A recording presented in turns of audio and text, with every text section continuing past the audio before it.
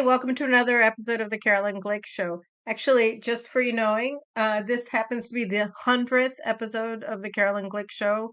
Yes, 100. So I guess that's a milestone. And it's also a special week because it's Passover this week. I'll be joined in a couple of minutes by my friend and colleague, Mike Duran, who's been on the show before from the Hudson Institute. And Mike is very, very keen observer of Israel and of the United States. And we're going to talk about the crack up of U.S. Middle East policy and how Israel is supposed to be looking at this, particularly at a time when Israel has never been more riven by internal fissures because a ruling class made up of all the who's who of Israel's high power society, whether it's Air Force pilots or bank presidents, high tech executives, or left-wing politicians, and of course, all led by Generalissima Esther Hayut, the president of our Supreme Court, guided in all she does by her predecessor, the father of Israel's judicial oligarchy, Aaron Barak. So we're facing some serious issues here internally, as we all know, and we're doing it at a time when the United States is acting really horribly towards Israel. President Biden essentially described Prime Minister Netanyahu as a persona non grata last week, and I'll be talking about that with Mike and other issues. But I wanted to talk to you now as we move towards Passover, and we have to finish cleaning the house today and tomorrow, this Sunday and Monday, Tuesday at the latest. So we're all thinking about scouring our pots or changing them out and et cetera, and cleaning our kitchen. But I wanted to talk about two main themes really that stand out this year and really all years when we go into Passover. And those issues are faith and um, and courage. And when I was thinking about what I wanted to talk about with you guys, I was thinking about both of those. And one of the big pictures that we have of the Exodus from Egypt is when the Israelites arrive at the Red Sea and they're being pursued by the entire Egyptian army. And the storm is raging, the sea is raging. God hasn't parted the waters yet, and somebody had to jump in first. And a man named Nachshon ben Aminadav jumped in first, and the waters parted, and the children of Israel went through. And Nachshon is always seen as a symbol of courage. That you want to be a Nachshon, you want to be first, you want to be leading the path. But I think you have to see that courage can be great when it is directed by great faith. And really, the entire exodus from Egypt only was able to happen because Moses was able to instill in the children of Israel, and God, of course, through the miracles in Egypt, a true faith in the one God and also in the destiny of the people of Israel. And, just imagine being there at the edge of this raging sea. You can't go back, you're being pursued. You can't go forward, but you have to go straight into the water in order to get through the water, in order to get to the other side. And by the way, you have no idea what's going to be on the other side because you've been a slave in Egypt, so have your parents and your grandparents and your great grandparents. And you don't even know what's on the other side of that water if you're ever going to make it through. But you just have to go through, and you just have to move forward, and you just have to rely on your faith and your convictions and move. And I feel like we're always at a point like that because Israel always has some major threat on its head.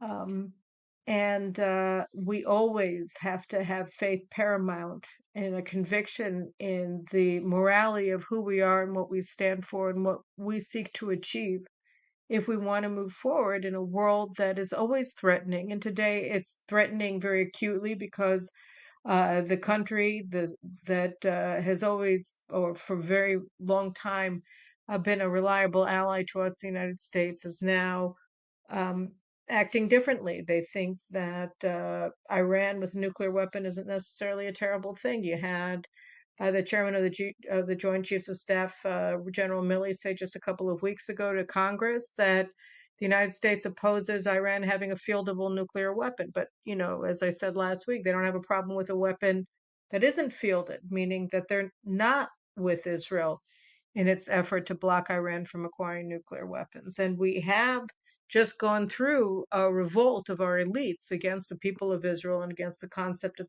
representative democracy. And this government now has to worry, about who is going to fulfill the orders given and who isn't, which is something that we've never really seen, at least not in this dimension before.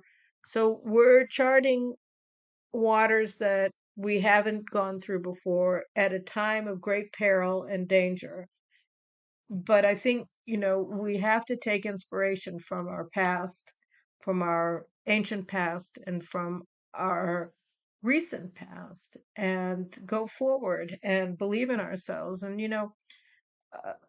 I think a month and a half ago or so, maybe a month ago, I don't remember, a member of Knesset, former chief of staff of the IDF, Gadi Eisenkot, gave a speech at the rostrum of the Knesset, and he said that Israel's in greater peril than we've been in since the 1973 Yom Kippur War.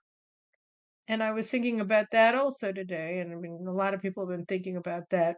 And what does that mean? Well, we know what it means. Iran is apparently already a threshold nuclear state, or about to be, or just passed, or whatever, but it's very late in the game. And we have to deal with it. We really, really do. This is the 0 hour, and our elites are at our throats as opposed to leading us forward, right? It's not the way that things were supposed to be. But we have to remember that in 1973, we experienced something similar. Our elites in 1973 lost their heads. We had Moshe Dayan was on the verge of of a nervous breakdown, or he had one. He was not functioning. The Dado apparently was also not functioning at the top level. The commanding general of Southern Command also had to be replaced in the middle of the battle. Northern Commander also sort of had an issue with being sane in the middle of the war. And the people who saved Israel weren't the generals who lost it. They were the line soldiers who didn't lose their nerve, and who fought to the death. Many of them, 2,600 of them, were killed in action, but they saved the country. And I hope very much that we won't see those kinds of casualties in the years to come. But we know why they did it. They did it because they had faith. They did it because they understood that this is what they were born to do, that this was their duty as people who happened to be in the Israeli military at that time. And as Avigdor Kailani, one of the great heroes of that war, said in recent months, when we had all of these uh, soldiers and officers in these elite units and pilots saying that they weren't going to serve in the army, said we fought in 1973 so that you would have the opportunity to be born, so that you would have the opportunity to continue on. What are you doing? This isn't why we fought. We fought for you. Not for you to break this country apart, but for you to persevere in this country. And so, that's really what our legacy is. And that really is what it is going forward. And one of the weird things is that when you have the courage of your conviction and you go forward, don't hesitate, but going forward when you need to, you find that others go with you. You're never alone when you dare to do the right thing. In 2014, when the Obama administration was standing with Hamas and mediating on behalf of Hamas through Turkey and Qatar, Israel did its best to stand up and to parry and to stall and to not give in to Hamas's ceasefire demands as those were communicated to Israel through Obama and Turkey and Qatar was acting like the mediator. And so there Israel was standing up to the Muslim Brotherhood, standing up to Turkey, standing up to Qatar, the greatest state sponsor of terrorism in the Arab world. That is not Iran. Um, and on its own. And all of a sudden, Sisi from Egypt stood with us, and the Saudis stood with us, and the UAE stood with us, and the United States was blindsided. Obama was, Kerry was, because they were trying to demand that Israel bow to Hamas's demands through Qatari mediation or Turkish mediation. And suddenly it wasn't just Israel saying no, it was Egypt saying no, Saudi Arabia saying no, and the UAE saying no. And we didn't have to accept, we didn't have to surrender, and we didn't lose. We won. In the end, it was Israel's ceasefire that was installed, and not Hamas's. And that was a win. And it was a win that we were able to secure because we didn't lose faith, and because Netanyahu kept faith with the people of Israel, and the people of Israel kept faith with themselves. And by the same token, today, Israel has a job it has to do. And if we agree to do it, then we'll find that we were not doing it alone. The Turks may help us because they don't want Iran to get nuclear weapons. Who knows? India will help us maybe because they don't want Iran to get nuclear weapons. And others. We don't know. Azerbaijan. We're going to talk about Azerbaijan with Mike Duran, who's a world expert on Azerbaijan and what they need, and what they are from a strategic perspective for the nations of the world, and particularly for Israel. We'll look into it. But the point is that this is the freedom ceremony. This is the festival of freedom. This is the freedom that commemorates Israel's transformation from a slave nation to a free nation. And we were able to accomplish this unmatched task. And we did it not just, of course, the exodus from Egypt, but over and over and over again in our subsequent history in the land of Israel and out of the land of Israel. But we did it because of the combination of faith and faithfulness and courage. And I think that now more than ever, we have to take inspiration from our past. As we go forth in the future, we're facing an uncertain time. We're facing the raging waters of the Red Sea in front of us, and we have all kinds of people behind us. But we'll find that on our sides, we have all kinds of people too, who will walk forward with us if we move.